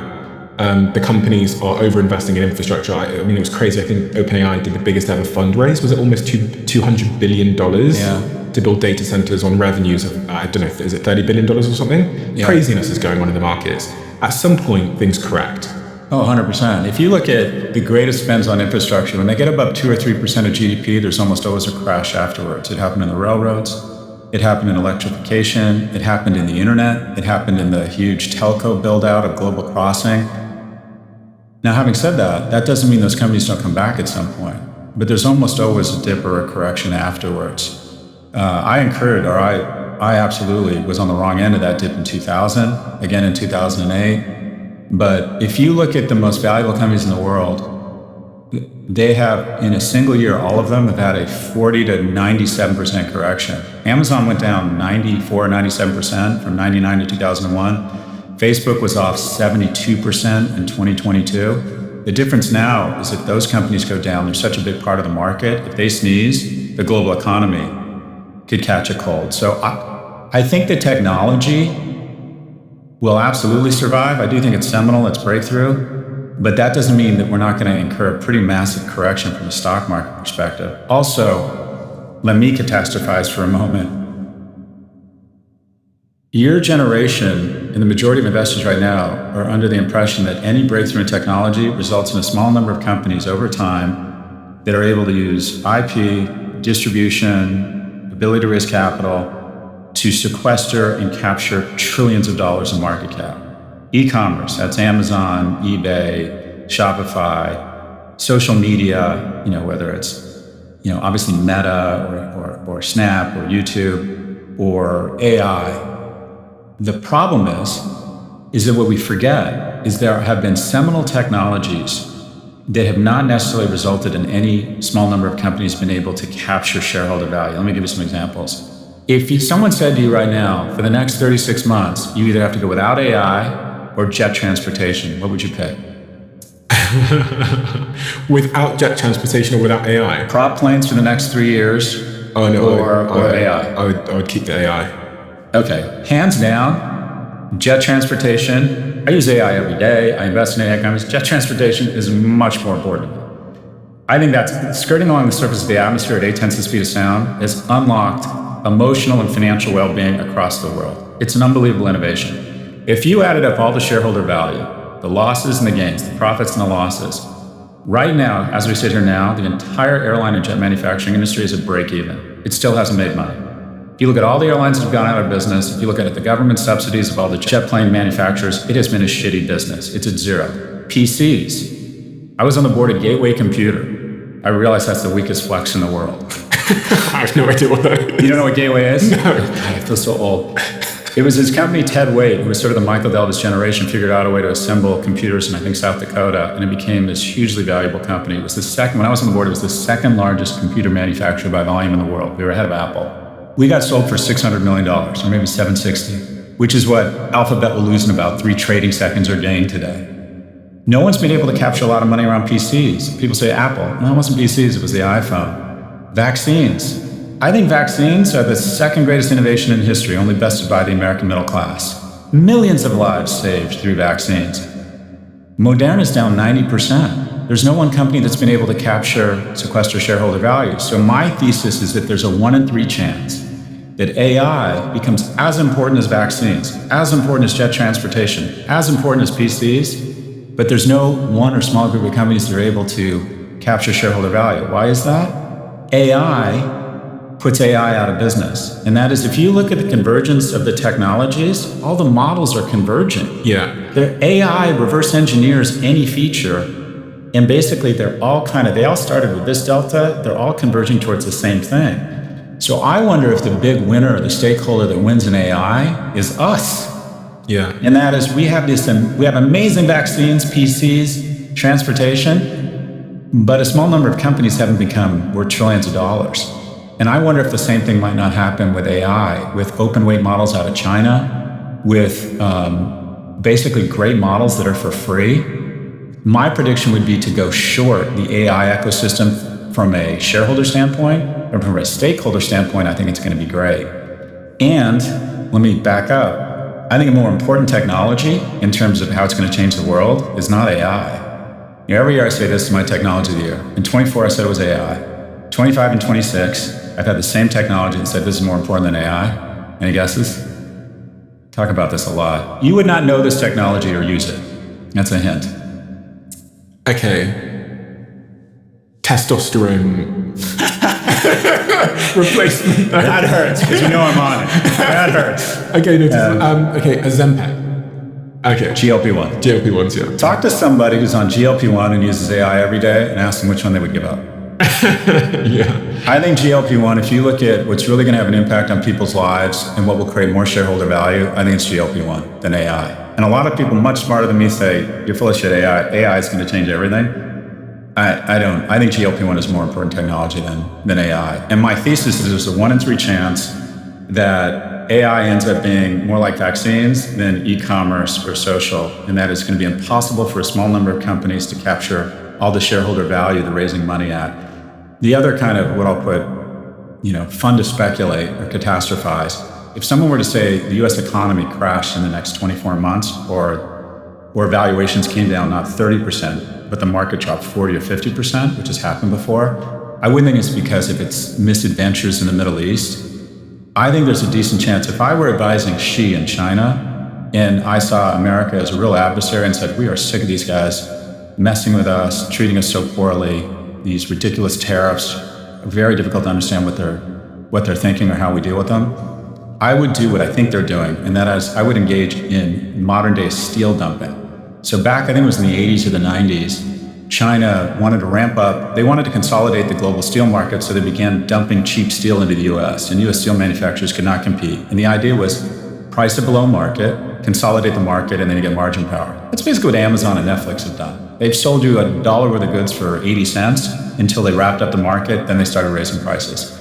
I think China is beginning to engage in what I'll call AI dumping, and that is they're going to have a series of open weight models. About a third of corporations now are supposedly using Chinese lightweight open weight models that are cheaper. If I were Xi, I would just dump cheap AI into the US market, and the moment large corporations start announcing they're not engaging these multi-million-dollar site licenses with Anthropic or OpenAI, they're using these inexpensive Chinese models, and the market realizes that there's no way they can justify these incredible valuations, I think the US market crashes, because 40% of the S&P now is directly or tangentially related to this giant bet America is making on AI. The majority of GDP growth over the last 2 years has come from AI CapEx. If that slows down, we're immediately in recession. That's such an interesting idea, that if you're sat in China as a leader now and you go, do you know what, give Americans cheap AI and you'll kneecap their economy. 100%. That's what I would do. It does make sense. Right? It makes a lot of sense. I've heard a lot of founders get quite scared that there will be an economic crash in the next 12 or 24 months because of the overinvestment in AI. And investors are going to start to realize that the returns just aren't there for a lot of these companies that have raised at 100 million valuation that on an idea. And so the market will contract. And if the market does contract, what does history tell us that the individual should do? The person listening, the average person. in such a market? Because they're scared they're going to be laid off. If all this investor money suddenly contracts, investors go risk off. They might be laid off.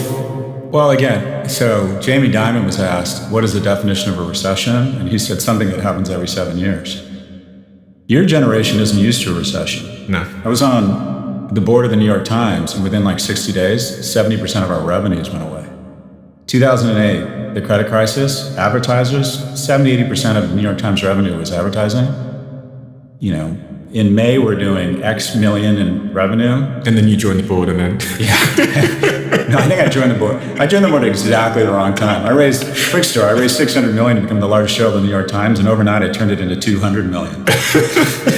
So, yeah, that was a learning experience for me. Anyways, just about the time I started having kids, God, that was stressful. Anyway, they basically, within 60 days, lost 70% of their ad revenue, and we had to go and find a Mexican billionaire to basically Carlos Slim to bail us out. Your generation really doesn't know what a recession looks like. Everything stops. Imagine 70% of your subscription and advertising revenue from 1 month to 1 month declines. What would that do to your business? You'd have to consider letting people go, and you'd have to cut costs. But here's the thing, to a certain extent, it's healthy. You start developing all these fatty deposits, and the best time to start a business is coming out of a recession, because people are cheaper, things are cheaper, people have a new way of looking at stuff. And also for your generation, people don't realize, I mean, quite frankly, if I'm a 28-year-old who's talented and doesn't have kids and dogs yet, I think a recession that takes down the asset prices might not be the worst thing in the world that happens to your generation. Because when 08 crashed, when there was the crash of 08, we let the banks fail. We bailed out the banks, but we didn't bail out the economy. And I was coming into my prime income earning years. I was in my early 40s. And I was still lucky enough and talented enough to make good money. So what did I get in 2009? Amazon, Apple, and Netflix for $8, $10, and $12 a share. Those companies have 20x'd. We don't let anything fail now. We bail out the markets. Where do you and your colleagues find value? Like, what's cheap right now? Where do you find value? And here's the thing. There's two parts of your life from a financial standpoint. There's investing part of your life, and there's harvesting. You're in the investing part of your life. There's a certain advantage to getting to invest when asset prices are low. There's nowhere for you to find value. Yeah. I'm pretty comfortable saying Apple or Nvidia aren't going to 20x from here. Where do you find value? Real estate? What, Brooklyn is $3,000 a square foot? So while you're in the investing part of your life and you can survive a bit of a shock, I don't know if, quite frankly, a good thing to happen for your generation wouldn't be a correction in asset prices, because the economy has an unbelievable malleability and resilience to reform, reshape, and come back. Recessions usually don't last longer than 18, 24, 36 months. And I think a correction in asset values would be good. But what we decided, the leadership of my generation has decided, we'd rather pull out your credit card and artificially prop up the markets through deficit spending or bailouts. They're talking, we mentioned Spirit Airlines, they're talking about a $500 million government loan to Spirit Airlines to bail them out. That's nothing but you transferring money to me. Because who owns shares in Spirit? People my age. Who's trying to buy shit for cheap? People your age. It should be allowed to go out of business. It should decline in price. Asset value should go down. When we bailed out every baby boomer owner of a restaurant or a small business in COVID, that just robbed opportunity from the new graduate of a culinary academy who wanted her shot to go buy a restaurant for pennies on the dollar. Everyone in my generation has had those asset dips where if you were resilient and coming into your prime income earning years, you could buy assets for a lower price. We've decided that the government is here to bail my generation out and smooth out our assets. Make sure that our assets never go down by too much. All that does is rob opportunity from your generation. You wrote this book, The Algebra of Wealth, A Simple Formula for Success. Brilliant book. Linking to what you were just saying there, where are you investing now? Like if you're a young person that's trying to defend your money, or just really anybody at any age that's trying to find a place to put your money where you'll make a return, I guess there's actually two questions here, which is the investing part, and they're like, how do I set myself up just to make more money? Especially if there's going to be an economic collapse, things might get a little bit uncertain. I think I heard you say before that less people are leaving their jobs. It's harder for entry-level people to get into newer roles, potentially at the moment. So in such a world where there is uncertainty, and I want to make sure that I don't go broke, I have $10,000, let's say, and I want to make sure I increase my earning potential. What's one's advice for those dual strategies? Well, I'll tell you what I'm doing. And it's different. I'm at a point where I'm not looking to get rich. I'm looking to not get poor. So I just diversify like crazy. I don't invest more than 3% of my net worth in any one thing. Yeah. And I've been diversifying out of the US market into Latin America and European markets. Because the reality is nobody knows. The only Kevlar against the unknown, which is everywhere, is diversification. Now, a younger person can take more risks, right? I mean, where am I doing? I'm diversifying and I'm investing in Pokemon because I do it with my son and he loves it. And I think collectibles are actually the only place where there's value right now. Everything to me just looks crazy overvalued. I look at everything and think, that's going to get cut in half. Oh, that's going to get cut in half. But you always want to be in the market. It's very hard to be a stock picker. So if you're your age, you're a talented entrepreneur. You're investing in yourself. There's no ROI like finding a business you're good at, trying to invest, and working your ass off. That's how you get wealthy in this for young people in this generation. Or you find a company that's going fast, you do well there, you get stock options. But the key is to make sure that a certain amount of your income never comes into your hands. People your age can't save money. If they get $100, they'll spend $105. So the key is to find every matching program or every vehicle or hack to make sure you never see the money, and from an early age, it goes into low-cost index funds. Take 30% of your capital and have fun with it. Buy NVIDIA, whatever you want. You think you're smarter than everyone else, and then you're going to find out you're not, and the market outperforms you. But how do you get rich? The only answer I have is slowly, and that is figure out a way to make sure that money every month is invested in low-cost index funds. In terms of trying to pick the next big thing, oh Christ, your guess is as good as mine. I just don't. And anyone who tells you they know doesn't know. So I know how to get you rich. That's the good news. The bad news is the answer is slowly and it requires some discipline. But people your age, just find out a way to start saving when you're a teenager, $25 a month, then in your 20s, 100, then 500, then 1,000. And regardless of whether you have a platinum record or a best-selling book or a podcast empire, you're going to be fine.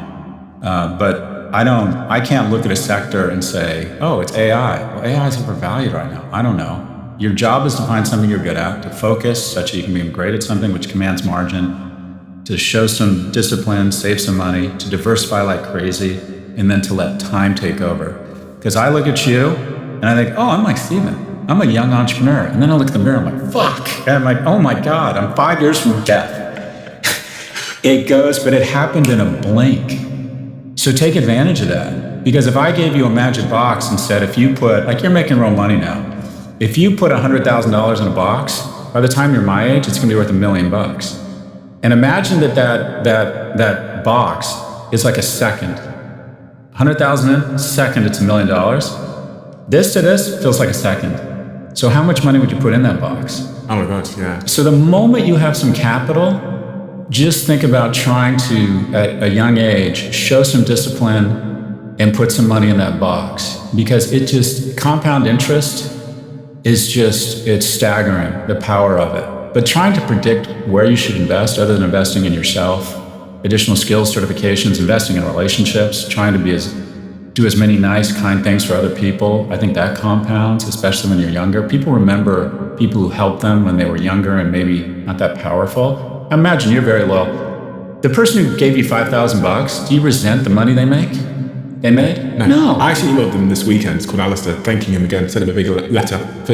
Because that person took a chance on you. Yeah. There was a certain amount of kindness there, right? It wasn't even the 5,000, it was that a smart person said, I believe in you. And that meant that I could go back to my mother who was ignoring me and saying, look, this smart person believed in me, and therefore it made me believe in myself. That's really the investment they made. That's everything. And they took a chance, and it probably was, they wanted a return, but what they wanted to do was help out a young man. Yeah. Those people, your opportunity to make those investments as a young person, whether it's helping someone get a job, being kind, a kind word, a kind text, telling them how impressive they are, whatever it might be, that stuff, it's like investing, it compounds. And you wake up at 50 and you find those relationships are really powerful assets. Mm-hmm. So look, I don't have a silver bullet here. Save money, diversify, compound interest, invest in relationships early. Those compound too. what are the most important decisions you made that resulted in the biggest sort of wealth upside for you? And they could be any kind of decision. It's not like I invested in this, but just, I don't know, philosophy and mentality and approach that when you look back on your career, you go, it was that was the biggest step change in my money.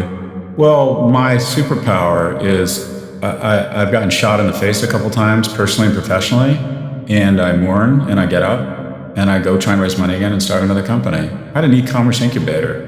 It was basically out of business 6 months from starting it. My e-commerce company that went public in 2002 went through restructuring, which is a fancy word for bankruptcy, in 2008. I started a video delivery company that went out of business. I mean, you know, people talk about their successes. I think generously, I'm sort of like 3, 4, and 2. I've had more losses than wins. Every time I've been rejected from a school, had my affections weren't returned from a potential romantic partner, I got fired, I had a company go out of business, I had investment. I've always been able, and I think this is a key skill, I think you have to do whatever you need to do, whether it's be around people who care about you, exercise. You have to be able to stand in front of a metaphorical mirror and go, I can add a lot of value to a company. I can raise money again and start a business if I need to. I can make someone really happy. Mm-hmm. That's been my superpower. So the seminal moment in my professional success was a willingness to say, okay, I just got shot in the face. The whole world says I'm a failure because my business, I raised a ton of money and I had to call my investors and say we're shutting down. That's humiliating. It's public failure. I mourn, and then I go out and I raise more money and I try another company. Because only 1 in 7 businesses succeed, so I started 9. And I knew at some point, if you work hard enough, I mean, you can't guarantee success, but so much of it is out of your control. You just want to step up to the plate as many times as possible. You want to have a great swing, you want to be in shape, you want to be a good person, but a lot of it is resilience. I have a lot of really talented friends who came up through the alternative investments community. Masters of the universe making $1, $2, $3 million a year working for hedge funds in the 90s and the aughts. And then they went out on their own, raised a bunch of money, hit some bumps, and then closed their funds. Or they had a business. I have friends who are entrepreneurs who left a good job and started a business, and they get stuck. These are people who've never known anything but success. They got into an Ivy League school, they got a great job, everything has been this. And then they hit a failure and they lose their mojo. They just get stuck. They can't get over it. They lose the confidence to go out and raise more money. And that's the key. The key to success is getting shot in the face and then just getting up again. I'm 30 years old. How old are you, Scott? I'm 61. You're actually 61? No, I'm lying. Yeah, I'm 61. It's the testosterone therapy. No, I didn't think you were 61. I appreciate that. I thought you were 62 in November. If you'd said to me anywhere between 49 and 61, I think I would have believed you. I'm sorry, let me take that out. I'm 49 today. What is it that, you're 61, I'm 33. Yeah. What is it that I don't know as a 30-year-old that I'm going to find out in the next 30 years that I should know? What is the most important thing that I should know about the next 30 years? Nothing's ever as good or as bad as it seems. You've raised a ton of money. You're on fire right now. Be humble. Because a lot of this is out of your control. If there's AI dumping in the US or this war gets out of control and the market shuts down, this goes away. Yeah. And it's not your fault, but nor is your success. So when things are going really well, be really humble and invest a lot in other people and realize, be careful not to believe your own press. In 1999, my company was going public. I was looking at jets. I just thought I was the man. I wasn't very kind to my ex-wife. I really thought a lot of myself. And I credited my character, my grit for my success without crediting enough to how lucky I was, that I was in the right place at the right time. So be humble when you're successful. At the same time, when you fail, and I failed a lot, realize a lot of that isn't your fault too. And forgive yourself. And move on. So a lot of your success and a lot of your failure isn't your fault. And when you look back on your life, when you look back on the biggest disappointments, my sense is I don't know much about you, but my sense is you haven't had a lot of tragedy or real disappointment, at least professionally. It feels like it's been upward for you. When you look back on the most disappointing things that happened to you in this decade, you're not going to be disappointed about the thing that happened. You're going to be disappointed about how upset you were. So forgive yourself and realize this will pass. Because at the end of life, people wish they'd allowed themselves to be happier. They think, I wish I had not beaten myself up over that breakup, over that loss of job, over that loss of money. They're upset about how upset they were, not about what actually happened. So nothing's ever as good as bad as it seems.